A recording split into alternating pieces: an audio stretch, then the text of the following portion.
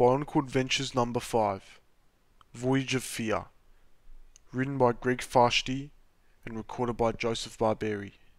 Chapter 5.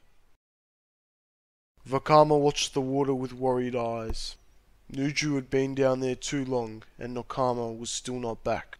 If something was waiting down below, going in to rescue the tower of ice might just lead to another tower's disappearance. But the alternative was to stand and do nothing. Something Vakama refused to do. He knew all too well the consequences of inaction in the face of danger. The Tower of Fire had made up his mind to dive. When the vessel suddenly shot forward, his first reaction was relief. Nuju had obviously been successful, and would be surfacing at any moment. This feeling faded in a hurry when he realized the boat was moving much too fast. "Martel, slow down!" he shouted. The tower of air shook his head frantically. "I can't. It's not the transport that's quick floating, it's the current." A glance behind confirmed Martel's statement.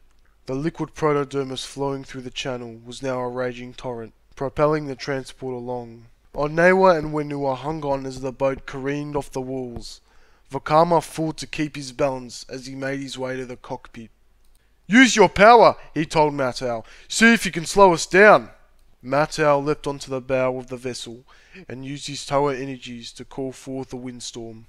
Gusts howled in the confined space, trying to force the boat back, even as the current thrust it forward. Finally, the transport came to a halt, pinned between the two powerful forces.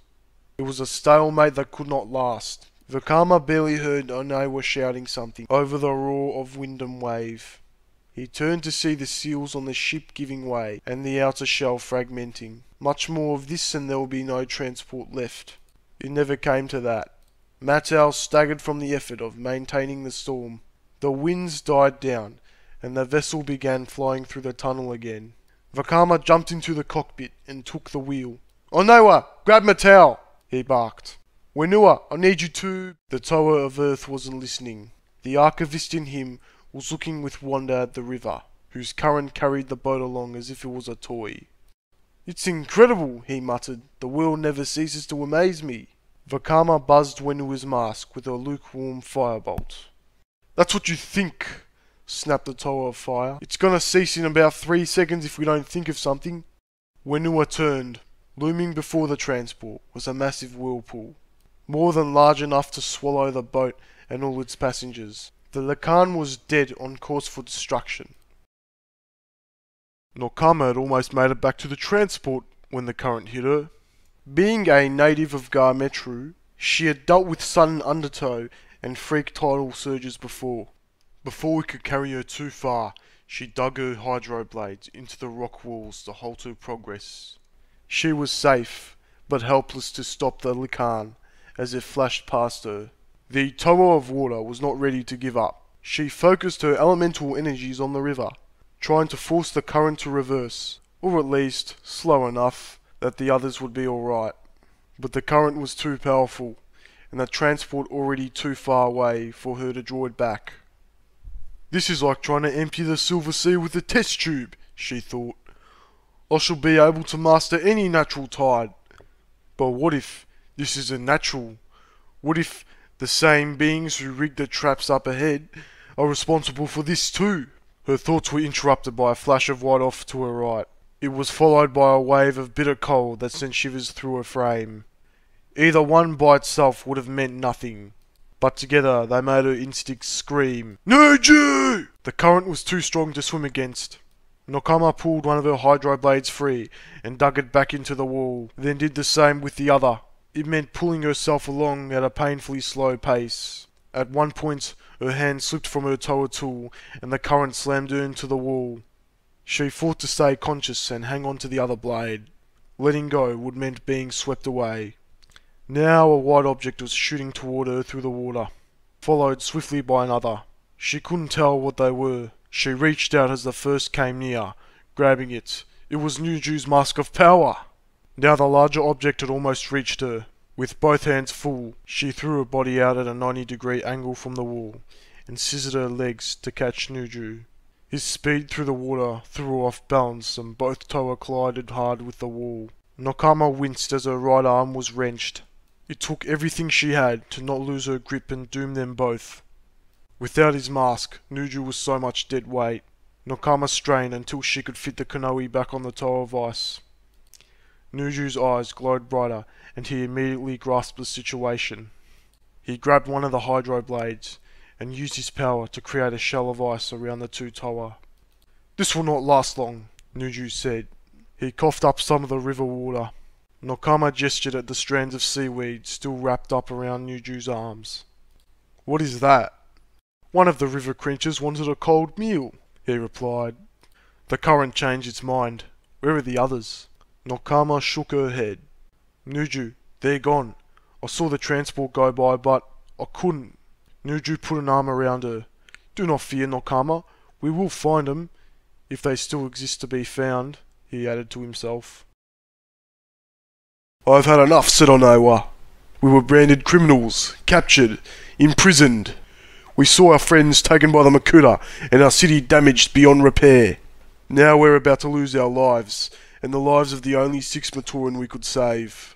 He turned to Whenua. "It stops now, and you are going to stop it." Wenua's eyes were fixed on the whirlpool. Despite Vakama's best efforts in the cockpit, the transport was still headed right for it. "What are you talking about?" "Just listen," said Onewa. "I have a plan." Vakama had given up on hoping to avoid the whirlpool. Now he was trying to calculate the best way to ride with it and minimise the damage to the transport and Matoran spheres. If the craft shattered, maybe they could still salvage most, if not all, the spheres before they were lost. Then he saw something rising from the water. Before his mind could even register what it was, the transport had struck the object and was flying through the air. The whirlpool passed beneath, and then the transport dove, its momentum spent. It plunged bow first into the river, the water swamping the deck. The craft came close to capsizing, before righting itself and bobbing back to surface. "What in Mata Nui's name just happened?" said Vakama. It was too surprised to even notice the current had calmed, and the boat was no longer rocketing forward. "I did," Whenua answered, smiling broadly. "We did," corrected Onewa. "A little tower power, an instant earth ramp, and up and over we went," said Whenua. "My idea, of course," broke in Onewa. "The hard part was explaining the plan in time to make it work. So..." He gently tapped the great mask of mind control he wore. "You used the mask," said Vakama, hardly able to believe it. "You were directing his actions. His tower power, my mind," replied Onewa. "An unbeatable combination. By the way, Whenua, your brain is as cluttered as your archives. How do you manage to think?" "I don't know," laughed Whenua. "I guess I'm just used to having more than one thought at a time, Carver. You should try it." "Then we're safe. For now," said Vakama, not sounding as if he believed his own words. "We have to go back for Nakama and Nuju." Onewa glanced behind and shook his head. "No, we don't! Look!" In the distance, Nakama was heading their way, using her hydro blades to pull her along. Above her, Nuju travelled via an ice bridge, created with his toa power. Both looked exhausted, but unharmed. They reached the Lacan at the same time. Mattel looked on, frowning as Nuju helped Nakama onto the deck. "It's good to see you both," said Vakama. "But how did you avoid the whirlpool?" Nakama looked at the tower of fire as if he had lost his senses. "What's whirlpool?" Vakama rushed to the stern of the vessel. Sure enough, the waters were dead calm. There was no sign the maelstrom had ever been there. But it had been real, and so had the rushing water. The damage to the boats proved that. He crouched down and stared into the water. The current had slowed, and the whirlpool vanished just moments after the Lacan would have been lost. Almost as if someone was controlling them. Someone who wasn't close enough to see what happened, he thought.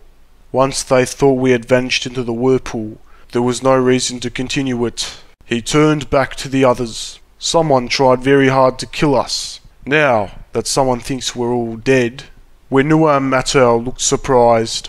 Onewa shrugged, no longer able to be shocked by anything that happened to the Toa Metru. Nokama and Nuju nodded in agreement. So what do we do about a fire spitter? Asked the Tower of Stone. That's simple, answered Vakama, rising to his feet. We're going to die. The Lacan drifted aimlessly down the river. No Toa sat at the controls to keep it on course, nor was there anyone keeping watch for threats. In fact, there was no sign of life anywhere on the vessel. To an observer, it would have appeared that there had been a great struggle on board. One of Matau's arrow slices was embedded in the cockpit. Other parts of the craft were scarred by heat and ice blasts. The story was there for anyone to read. Some great force had overwhelmed the Toa Metru and swept them away, no doubt to their doom. But if that observer's eyes had been able to see through the solid walls of the transport, quite a different tale would have unfolded before him. 6 Toa Metru, huddled inside the cramped hold, listening intensely to the noises from outside. Do you hear anything? Nokama whispered to Vakama. The Toa of Fire shook his head frustrated. It had been certain that if it appeared he and the others had been lost in the whirlpool, their mysterious foe would reveal himself. Of course, that assumed their enemy had some use for the ship, and some need to confirm their deaths. If that wasn't the case, he could just leave the Lacan to drift. Onewa was saying something, but the words sounded like they were coming from far away. Vakama's mind had spun into another of his visions, brief glimpses of the future.